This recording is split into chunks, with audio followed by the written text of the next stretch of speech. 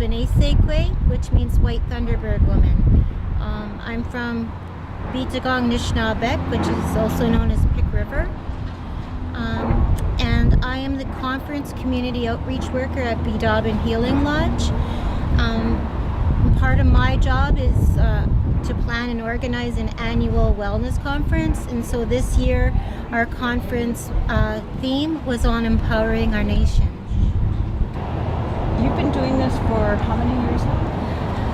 This is my second year in this role, so this is the second conference I've organized. Last year I started at Biidaaban Healing Lodge in April, and I had a month to plan last year's conference, and we had 83 participants. And so this is my second time being able to do it. So our conference reached 218 participants, so we more than doubled, like almost tripled in size. Yeah, although I'm not new to the field, I'm going on 30 years experience in various capacities in the mental health and addiction field. So what are you hoping to accomplish with this? My goal, our goal when we picked on empowering our nation is a lot of times we tend to, in today's society, hold each other down. You know, we get jealous of people's success, and you don't want to say that you do, but you know, sometimes inside and inadvertently we keep each other down. And you know, I think it's time that we start to empower ourselves, you know, to build up ourselves, to feel good, to make others feel good, and to empower them. Because the stronger we become as individuals, the stronger we become as a nation. And there's so many changes happening really, really fast in our world. And, you know, I mentioned in the conference things such as like global warming. Our winters, we're not getting the snow that that Mama Aki needs, like Mother Earth needs to rest. And so there's certain things that are changing. And one of the gifts that Creator gave to the Anishinaabe, to the Red Nation, was the gift of Mother Earth. And it's up to us to protect Mother Earth. And if you take a look at some of the issues that are happening in the world, addiction, there's gambling, you know, assimilation, and broken homes, you know, and even politically, like there's things happening such as the Dakota pipeline, you know, and I don't know if you've seen it, where our grandmothers were being hosed down. You know, we're trying to protect the waters, but we need to learn to stand and empower each other together, because it's like that braid of sweetgrass. You know, when we connect our mind and our body and our spirit, when we braid that sweetgrass, when it's just like our hair is straight like this, it's not as strong as when we braid it together. So I thought it was really, really beautiful. We have people all the way from Casablanca Lake, Deer Lake, Fort Hope, all over Northern Ontario. And then we have people from Fort Frances, Kenora area. And then we have in Southern Ontario, we have people from Six Nations, and we have organizations from London and Toronto and universities, and we have our communities on the North Shore. And then we also have, you know, we're fortunate to have one of the chief from Akwesasne First Nation to come and be a part.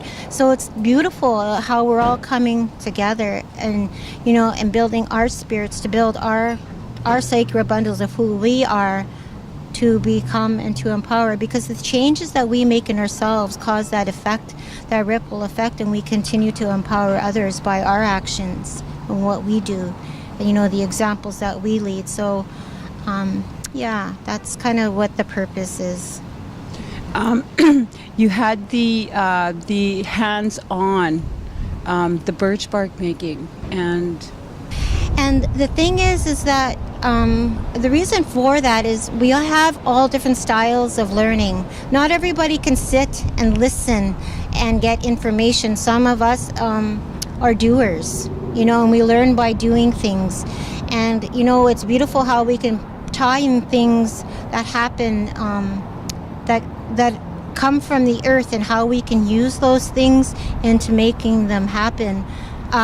Building things with it, and and connecting to our roots. So I try to incorporate the different styles of learning that we all have, and bring it all together.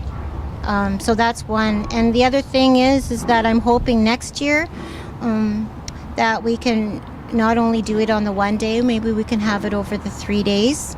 And there's so many hands-on activities that we can do. Yeah. Oh, and that's so important too, right? Because we're not doing enough to help teach, especially the younger ones, the youth, and we find that the youth are in crisis, especially in Northwestern Ontario and the northern communities. Absolutely. And the thing is that I admire the children that live in northern communities where they speak their Anishinaabe and I see them, the little ones. They come. There was a community that was evacuated, and they came in, and I could hear those little ones, and they're speaking Anishinaabe, and I don't know if they realize how blessed they really are, and to live out on that land, because we've lost that connection to all the things that are around us, all the medicines and the things that we can use to harvest and make these crafts, and to bring it together. People think that, cultural, when I say, are you cultural? A lot of people go, well, I don't drum, I don't sing, I don't go to powwows, I don't have a pipe. But that's not all that makes us cultural people. Our language, the way we hunt, the way we fish, the things that we do is also cultural, and that makes us, and helps to bring us together. In fact, next year I'm hoping to bring some medicine people to come and to teach us how to make some of those medicines, and so we can do that. Our participants will have an opportunity to learn how to identify some of the plants that are all around us in our area and how they could make those medicines, because even that part has been lost. Yeah, so those are some of the things, as we come to a close for this year, I'm already planning what I'm going to be doing next year, because I want to continue to build our spirits and build our people, So truly empowering our nation. Yeah. Part 2. Yeah. So I haven't picked a theme for next year, but we are hoping to get Brene Brown.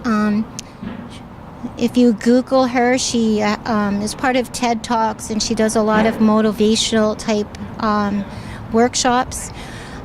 She is not Anishinaabe, but the voice and the things that, the lessons, the message is beautiful. And I think, we can't just discount, the white nation, black and yellow nation, because if you take a look at our medicine wheel, we're all part of that, and we can all learn from each other. And I think we all have a purpose, and so I would love to bring her next year. I'm also already working on trying to bring Senator Marie St. Clair, who was very instrumental in the whole Truth and Reconciliation, and so we're working on him. I tried to get, did you ever watch the movie Indian in a Cupboard? Yes.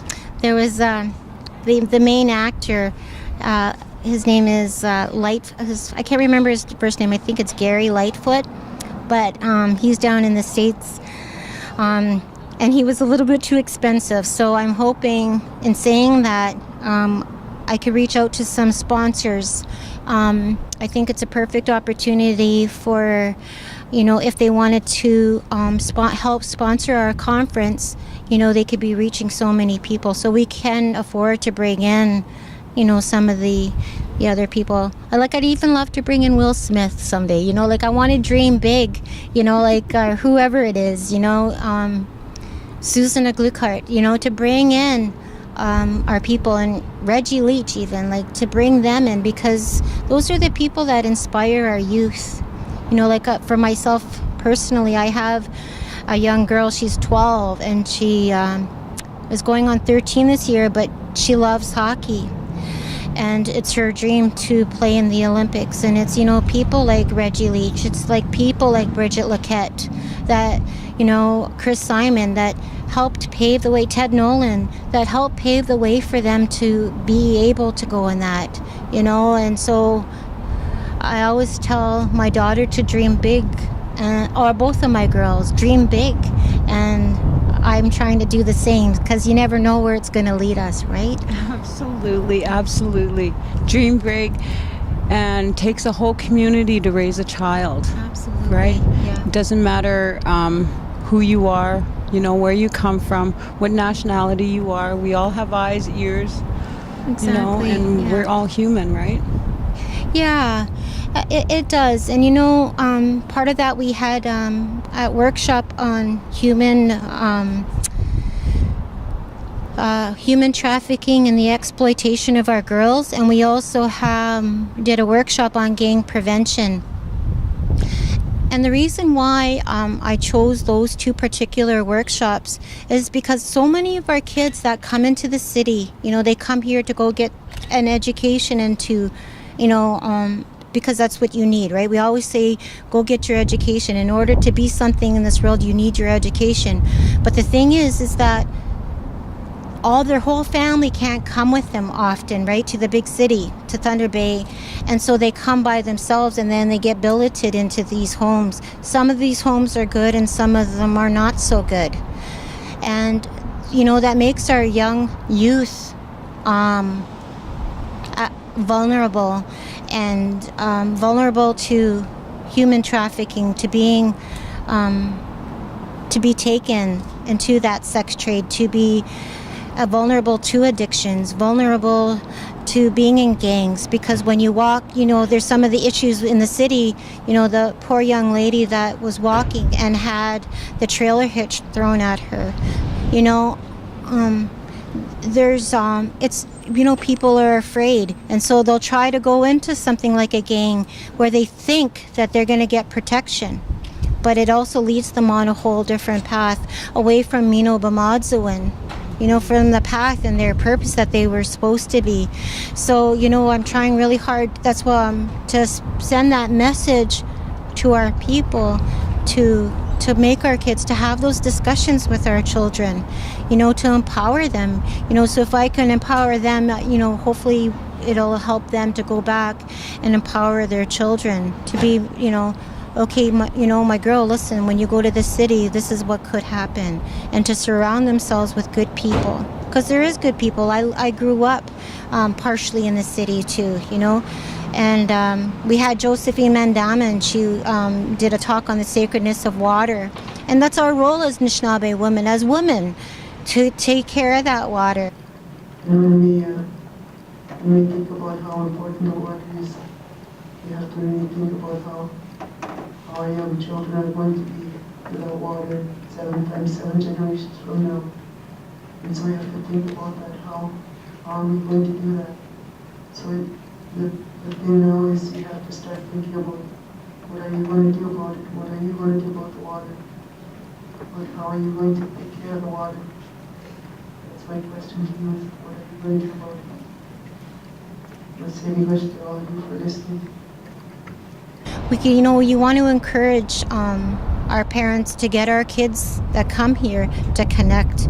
And even like my girls, they're so susceptible to being lured into those things, but we need to have conversation. So, and it was really beautiful. I could hear them talking, and that's awesome, to have that open dialogue, and to have our language speakers, Barbara Nolan was a really beautiful language speaker at our conference, and James Vuklich, he's a language speaker. My mom is a language speaker. They all speak Anishinaabe and they were all talking last night at supper, and you could hear, right?